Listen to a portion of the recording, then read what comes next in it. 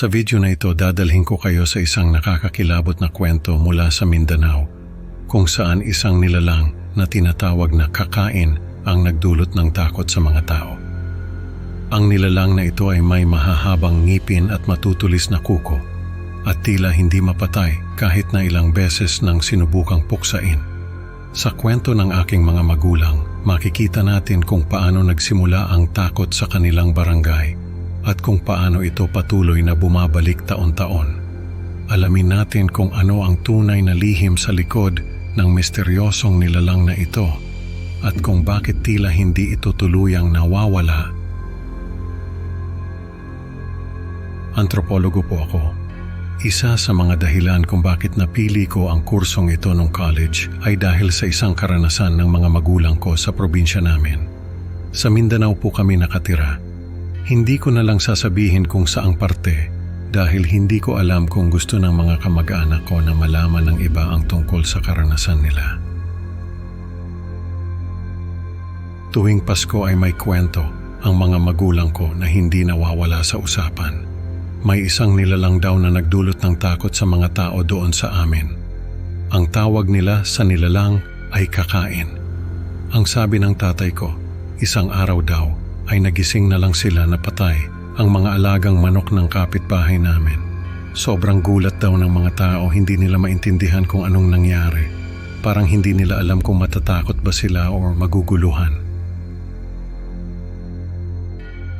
Nung una ay akala ng mga ito na baka may pumasok na ahas o kaya naman ay may nagnakaw ng manok.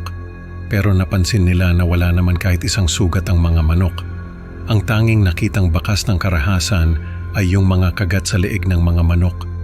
Halos lahat ng dugo ng mga ito ay natuyo na. Para bang sinipsip ng kung anumang nilalang ang dugo ng mga manok. Nung sumunod na linggo, isang baka naman ang natagpo ang patay. Kagaya ng mga manok, may kagat din ito sa leeg at tuyong-tuyo na yung balat dahil sa kawalan ng dugo. Nung sumunod na linggo, isang tao naman ang nakaranas ng ganoon. Nung mga panahong iyon ay wala pang kuryente sa amin. Kaya naman yung mga bahay ay may kanya-kanyang lampara.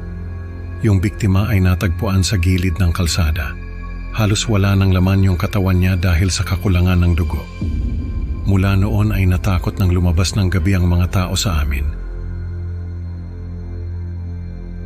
Nagsara ng maaga yung mga tindahan at yung mga bahay ay sinisigurado na sarado lahat ng bintana at pinto. Hanggang sa isang araw ay may nakakita raw sa nilalang na kumakain sa mga tao at hayop sa amin. Malaki raw ito, halos kasing laki ng kalabaw. Pero mas nakakatakot, yung mga mata daw nito parang laging gutom. May mahahabang ngipin na parang kayang tumagos sa buto at matutulis na mga kuko na parang espada.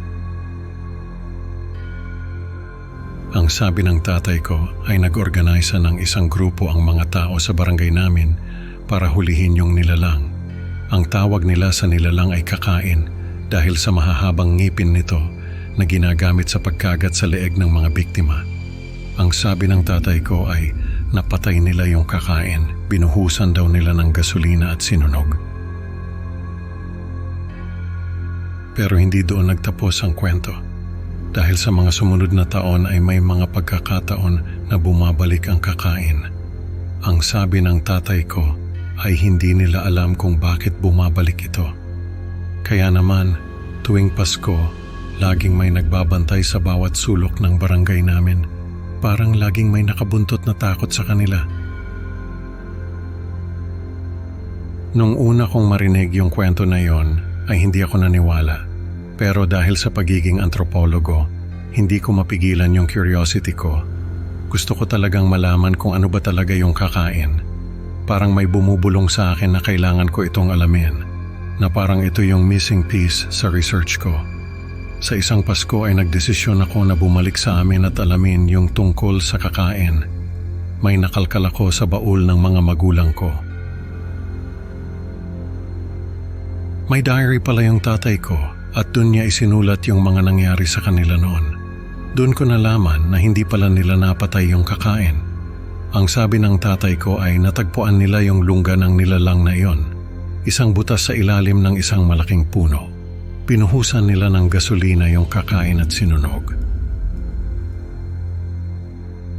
Pero sa hindi malamang dahilan ay nakatakas pa rin ito. Sobrang takot at gulat ng mga tao, hindi nila maipaliwanag kung paano nakaligtas yung nilalang. Parang wala silang magawa kundi magtago na lang.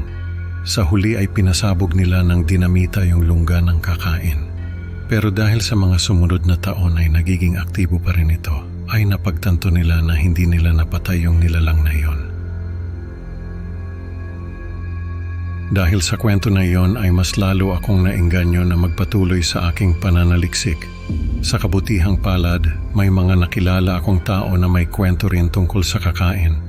Parang puzzle na unti-unting nabubuo sa isip ko.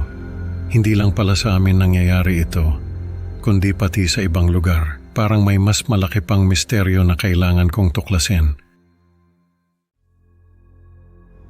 May mga kakilala ako na taga-ibang probinsya na nakaranas din ng ganoon.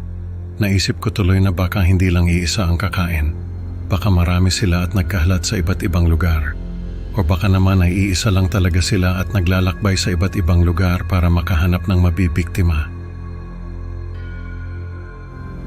Hanggang ngayon ay hindi ko pa rin alam ang kasagutan.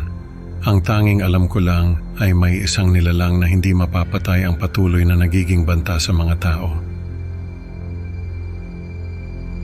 Sa kwentong ito, natutunan natin na ang mga lihim ng nakaraan ay maaring bumalik upang takutin tayo muli. Maraming salamat sa pakikinig, mga kaibigan.